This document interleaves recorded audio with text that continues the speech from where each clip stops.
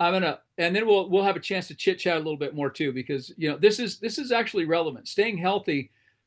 We just finished the Montana Camp Conference, and they had the four pillars, which was uh, faith, family, fitness, and finances. Those are your four pillars. And fitness is one of those, staying healthy and doing what's necessary to maintain your health, to fix yourself when you're damaged, that sort of thing. So, again, a relevant conversation to be having. Jim, by the way, was signing a paperwork up for his neighbors. I think he was doing some real estate stuff tonight, so he popped on here earlier. You guys missed him, but we're good. So tonight's topic, and I texted everyone earlier today. I really like this because it's management versus leadership, right?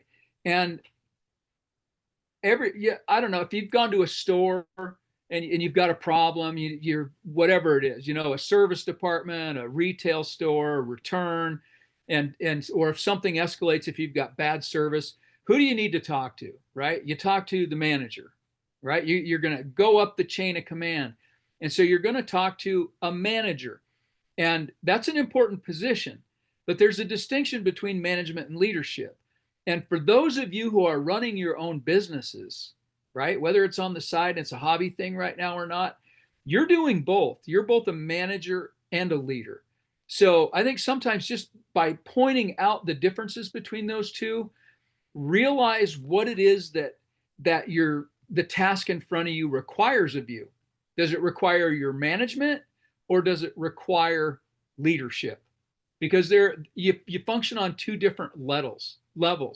So that's in a nutshell the importance of it. But when we dive in, I think you'll see the differences.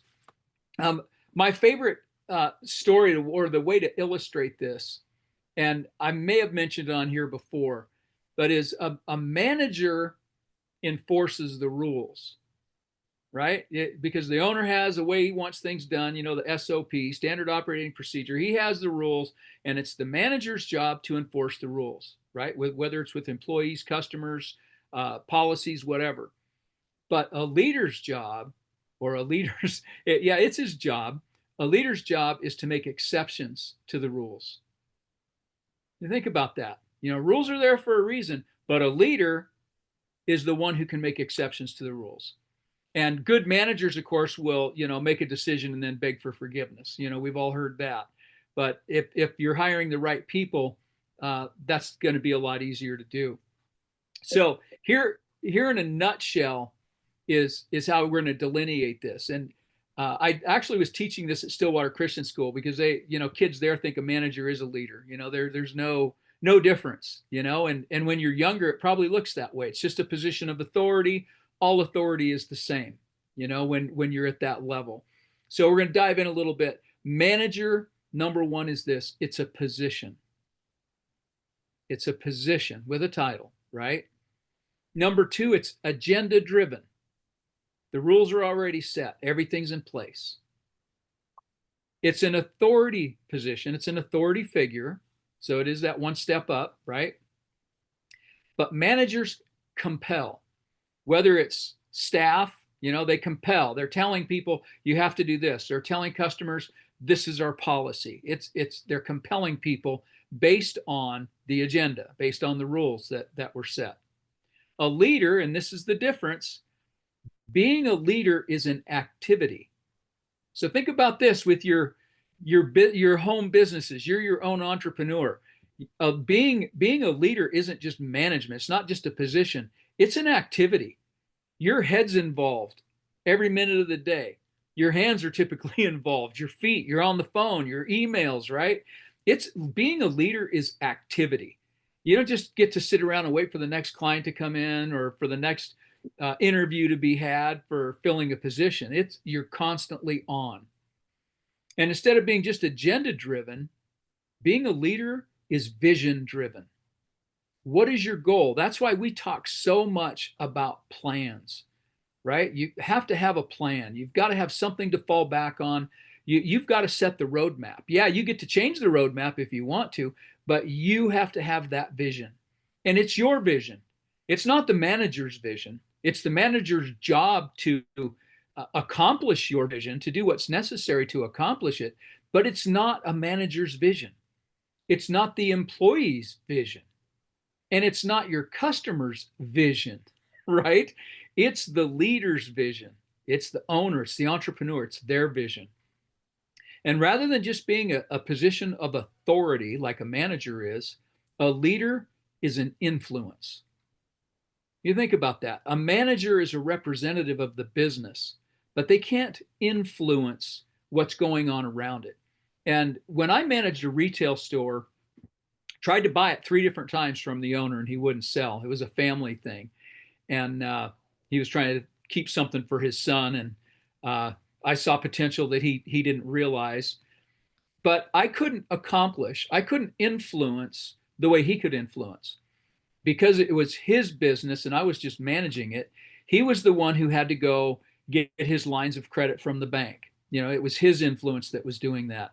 It was his influence when he was approaching the Chamber of Commerce and being a community member. If he spoke out at city council about, things that were going to happen on the main street when they were looking at redesigning the parking and that sort of thing, that was his influence because he was the leader of that business.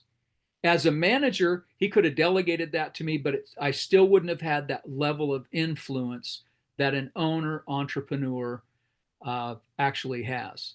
So it may seem subtle, but there's a lot more going on there, especially when you start adding the social dynamic, the business dynamic.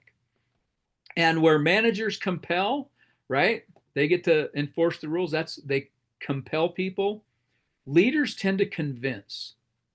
And it's not like convince like in the sales, like you're selling something. You're convincing by your attitude. You're convincing by your posture. You're convincing by what you do and how you get things done. You're convincing people by your actual activity. The activity of your business is what is convincing people to follow along with you, to go along with you, to lend you the money, right? To invest in your company, to do business with you. It's your vision and your activity that convinces people to do that. You're not compelling them, right? You have to buy my product because it's the lowest price, or we're having a sale. My wife and I just came from, it's kind of funny. We always said, why do mattress stores always have sales? It's a Memorial Day sale or a Veterans Day sale. It seems like mattress stores, furniture stores, they always have one. And it's because they always are looking for something to push off of, right? So the vision is to sell more furniture. That's the leader's job. The manager's job is to put together that marketing plan and put it into action. So he's buying radio spots and TV spots and all that kind of stuff. Well, we were looking for a new sofa for our living room, and man, there are a whole lot of options. But I told my wife, I said, jokingly, actually, I said, yeah, the going out of business. You're right, Chris. There's always the going out of business sale. I'll tell you about something with that. That's kind of fun too. But they're always trying to push off of something. Memorial Day sale. So I told my wife, I said, well, why don't we just go look, because they're going to be still having Memorial Day sale. And she said, well, it's not Memorial Day anymore. And I said, believe me, the Memorial Day sale will still be going on, because again, it's a gimmick. They could have a sale every weekend and advertise it with something different. There's always a sale. So we go in, and sure enough, they've got the Memorial Day sale sign still up. And my wife even asked the sales lady, the associate, she said, well, how long is the sale going to be going? If we want to make this decision, but we got to go home and do some measurements and stuff. And she said, well, I think we're going to go at least for tomorrow as well. Right. So it's like, no, you're not. You're going to go all the way till next week. I've seen this play out time and time again. If I walk in there with stacks of dollars, everyone's going to say, yeah, we'll take your money. Right. And say, well, I was here during your sale, and if the price went back up, you've just lost it. Well, who's going to say no? They are not going to say no. So again, but somebody's going to make that decision. Even if the sale's over, someone is going to be the authority figure, and someone's going to have to make that decision. So what I was going to, in response to your statement, Chris, about there's always the going out of business sale, you're absolutely right. And in my hometown, this is probably 35 years ago, there was a major business on Main Street that had a going out of business sale. And he was having some financial trouble. He liquidated enough stuff that all of a sudden he thought, well, I don't think I want to go out of business. I'm going to, I've got money now because he liquidated a bunch of stuff. He had money, so he came back into business. And then there was a bunch of hoopla about you can't, do the bait and switch on people. And I think the city actually passed an ordinance back then saying if you were doing a going out of business sale, it had to be a legitimate going out of business sale. So I played off of that. And this business was a competitor. So I did the next year a going out for business sale. So the ads had the big banners screamed all over, had banners made up, the windows were painted, going out for business. And you would be amazed at how many people came in looking for the bargains for the going out of business sale, but it was going out for business. So I leveraged that mindset. Everyone wants that great bargain that you're going to get with a going out of business sale, but play around with it. That comes into that marketing strategy. What are you leveraging? I was leveraging off of my competitor, and he got in trouble. So I just played around with it. And again, you can have fun in business, even when it's competitive, even when things are tough and hard and you're looking for things to push off of. Just be looking. And a leader is going to do that and allow your managers to have some freedom to think outside the box, have some strategy sessions, even with your customers. What would it take to get you to sign on for a longer term? Would that be better for you if we came up with something, or a frequent flyer program? If you continue to purchase your stuff from me, I'll give you a X amount of discount if you buy your next stuff from me, whatever. There's always just think long-term, think about latching on, but that's part of that whole marketing and branding strategy. So to think about this a little bit, again, managers, leaders, think about all the different types. And most people, we just walk through life and we don't even have to think. We're almost on autopilot today with everything we do. And we actually had, there was a fitness, you'll like this, Heidi, one of the fitness people that spoke at the conference. And she was talking about when you're doing aerobic activity, if you did 35 minutes of aerobic activity, your body gets the benefit of 35 minutes of aerobic activity. But if you do 35 minutes of strength training and you're taxing your muscles and you're really damaging those cells and pushing yourself hard, you can do 35 minutes of that. And for the rest of the day and into the next day, your body is still going to be getting the benefit.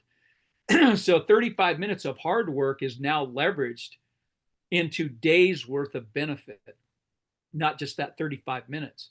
So think about that from a standpoint of what we do every day. How much of our days are we really just doing aerobic stuff for our businesses, right? How much is just the mindless blah, blah? We're going through the motions because that's what we do every day. It's the hard work. It's the work that we spend when we put the phone down and we put the computer down and we sit down and we think about our business and we think about the problems with our business and we look at the books and we think, how are we going to solve these problems? That hard effort, that hard thought in our businesses, how do we go to the next level? That's going to pay you dividends. That's the strength training for your business. When you come up against a problem, broken down equipment or whatever, that's the strength training for your business. That is actually beneficial. And I'm telling you, more beneficial than just going through the motions of business every day. So embrace those times. That's your tip from fitness into business. Okay. That's as much as I can tell you about that because I'm not an expert. But again, if we start thinking about this, and this is what I want you to do, I want you to just put your thinking cap on for a minute and think about how many managers and leaders there are in all these different occupations, right? Sports. You've got head coaches, which is the leader, who's got assistant coaches, specialty coaches, or managers, right? You've got managers of sports teams and heck, they've got board of directors in a lot of cases, Sports is loaded with managers and leadership, right down to the players. You've got a team captain, team leaders, that sort of thing, and somebody in charge of offense, someone in charge of defense. This goes on and on. But what do we think? No, we're just watching a game. Just watching a game play out. No, there's a lot going on here. Think about politicians. you know, we've got a governor of the state, your state senators, your state legislators, they all have staff. They've got a chief of staff. They've got underling staff. They got research staff. They got, you know, re-election staff. They've got department heads to carry out directives all the way down. So it's in sports, it's in politics, it's in the military. I mean, we don't even have to bring that up. It's Memorial Day, but yeah, you got a commander in chief and top generals and leaders and subordinates. And when one of those people are not in alignment with the vision, you see what kind of chaos happens, right?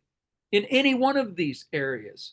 It's more pronounced on the political military end right now. You can see that. But those sorts of divisions happen with as much damage in all these other things. Think about religion. I'm going to pop a window shut here. So, had a helicopter going by. I didn't want you guys to hear that. So religious, you've got head pastors. And if it's a major denomination, you don't just have head pastor of a church. You know, you might have the Pope, who's the head of 1 billion people throughout the earth.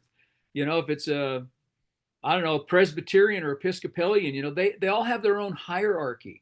They all have directors, leaders, deacons to carry out the directives of what the leader says, this is the vision. And again, that's what leaders do. They have a vision. The managers fulfill the agenda. Education. Go to major universities. You've got a provost, a president of the university. You've got the political branch that leads all that says this is what you can and can't do. This is how you can and can't fundraise.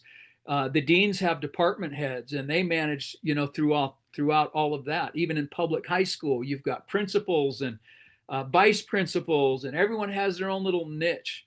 And then you've got teachers, and then you've got teachers who are the union liaisons, right? So they've got a little hierarchy even built in within their own structure where they're all the same. But no, they've got a little bit more bump because they're in touch with the union guys. And then we go to business. CEOs, chairmen, boards, board directors, all the way down the line. But I just want you to be thinking about the hierarchy of managers and leadership in everything that we do. And if we want to get things done, we need to engage with leaders in our field, not managers. Okay? So think about that. The gatekeepers, leaders have gatekeepers to insulate them from all kinds of things, right? I'm actually working on a side project. I'll let you know more about it down the road, but I'm looking at engaging on some higher level things, and I'm trying to find my way. I'm doing all of my research to find my way around the gatekeepers. How can I get in to the people I need to talk to? Because it can be a nightmare. People have entrenched themselves, especially in big businesses, even in publishing, that sort of thing. They're isolationists, and they like it that way because they don't want to upset the status quo. You know, they want to have all that control. So doing that extra work, that extra effort to figure out how can you leverage your way in and up can make a huge difference. It'll save you a lot of time. The last thing I want to talk about here, but I talked about managers, leaders, and the different types of leaders, but I want to talk about respect, because leaders get their leadership based on respect. Nobody just comes into it without earning some sort of respect. Now, they may not like their personality, but they somehow, like Steve Jobs, he's a prime example. Steve Jobs was, there's no other way to say it. I guess he was, I've never met the man, but all the biographies I've read, the people that they interviewed that knew him said he was just a downright asshole. He was terrible to people. He was mean. He was short. He didn't have any of that charisma that most leaders you think about having. But he had such a strong vision, and he was able to get other people to fall in line with that vision in such a way that they followed him. He compelled them, not through any way of convincing. It was just his whole idea. He could get the vision across to people, and his vision was big enough to motivate and accelerate time after time after time. And it was his personality that actually got him ousted from the company, but it was his ability, his vision, that no one else could literally convince people. The other people that took over the company could compel people to do things, but no one could convince and influence them the way Steve Jobs could. And so think about the respect. There are different ways, even though you'd think, well, he doesn't have my respect. People would say that about our president right now. Well, I can't respect him. He's verbose and overbearing and over the top and a questionable past and all that stuff. But you have to respect somebody. Well, he was given $4 million when he first started. Well, he turned it into $1 billion. That's no small feat, right? So there has to be some element of respect. You give, I don't know, 1 million people in this country $4 million and come back in 10 years and see how many billionaires you have. I bet you have a bunch of more broke people, right? So you have a level of respect, and even if you don't respect the personality, you can respect someone's intention, but disagree with their implementation. But there has to be a level of respect. And I don't care what business it is, I don't care what sports franchise, what politician, what military, religion, education, business, look for that element of respect. What is it about that you can respect? Because respect is where everything connects. Everything connects with the respect angle. So to wrap up, I'm going to give you 2 management styles, and it's also leadership styles, but it's the difference between direct and connect, directing versus connecting.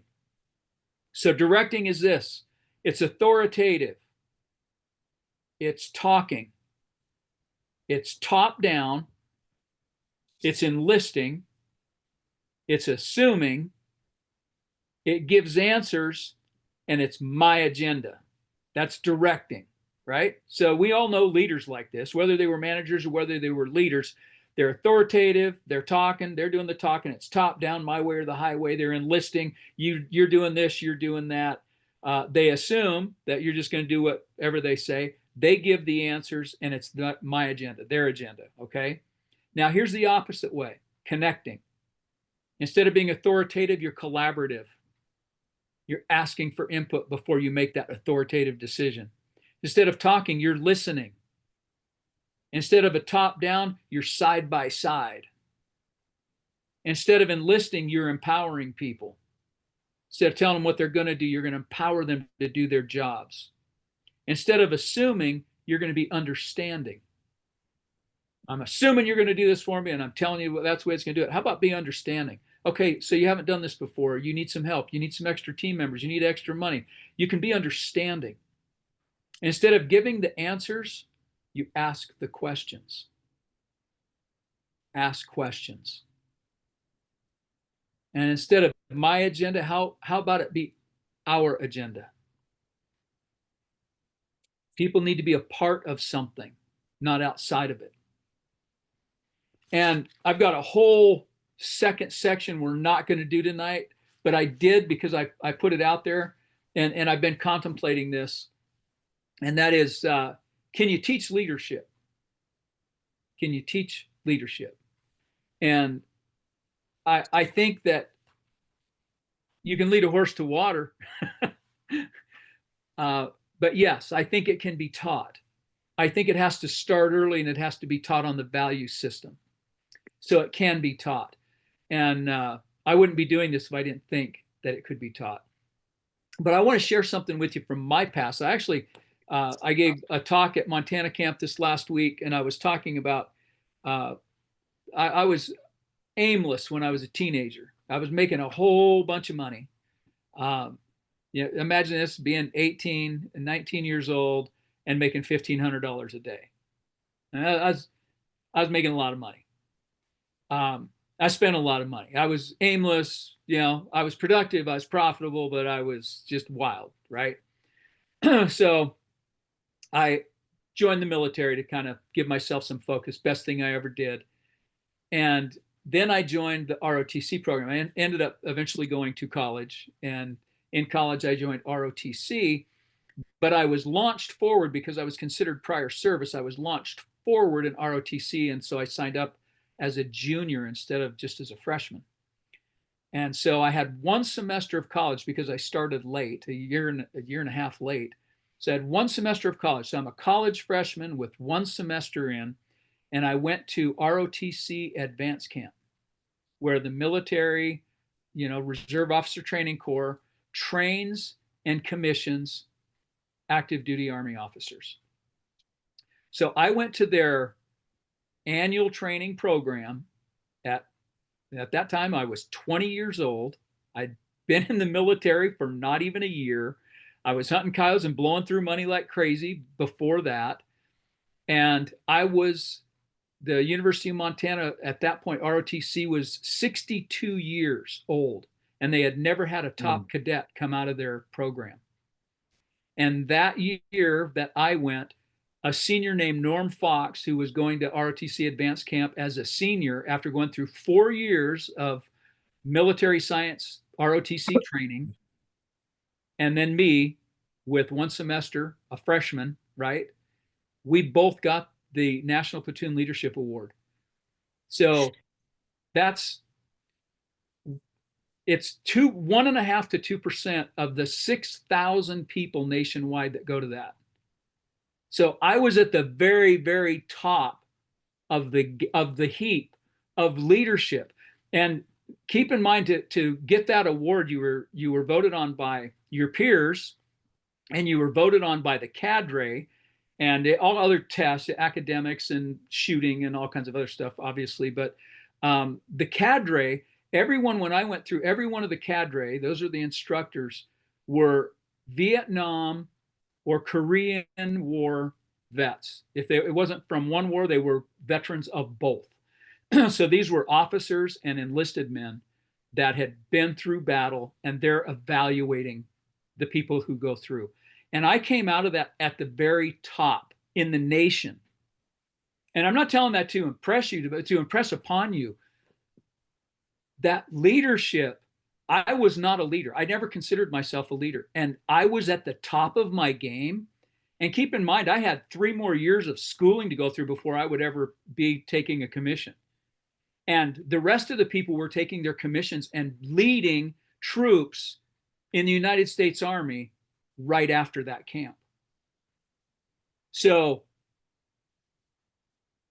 over 5,500 people that were substandard to me, and I was just some ordinary kid. I think we've got a problem with leadership. If I was the top, the creme de la creme, and I was this unassuming, ignorant, literally ignorant on fire kid with not a lot of savvy, and I was at the top of that food chain, we have a problem with leadership in this country. We honestly do. So, I mean, I thought that's how I ended up writing my book, The Warpath Alliance, based on my study of how did that happen? What characteristics did I bring to the table that all those other kids didn't? Young men and young women. Why was I able to launch myself up that chain that far? Because I didn't feel like I deserved it. To this day, I still don't feel like I deserved it, which scares me about the caliber of people coming out. So, and if I'm not the only one afraid about that, read the book Crisis of Command. The only person who got in trouble for the Afghanistan withdrawal, he basically touches on the same things I am here. We have a problem with leadership. We need to be teaching leadership from a different perspective, and it comes down to what we're teaching here: soft skills. That's what's missing. That's the missing link. So can you teach leadership? Yes. I'm not convinced it's being taught properly, even in some of the highest institutions in this country. I don't think corporations are teaching it. I don't think colleges are teaching it. And I don't think the military is teaching it. It's going to be different when you go to some of the war colleges and stuff. But even then, we're running out of war experienced generals. We just are. So those of you who have children, those of you who are around people with children, please encourage them to press into things like this, going to different camps and academies, being around different people and places, and getting their emotional IQ up, their intelligence quotient. They need to get onto a different program than what's currently being leveraged out there. And It's lacking all the way around. So can we teach leadership? Yes. But people need to really understand. You need to think about it a little bit harder. What makes a leader? And that's why I've spent all this time tonight just on the differences between management and leadership, because a lot of people think if they're a manager, they're automatically a leader, and they make some of the worst leaders and business owners out there. So uh, I'm going to call that a wrap for the educational part of this, and I'm going to open the floor to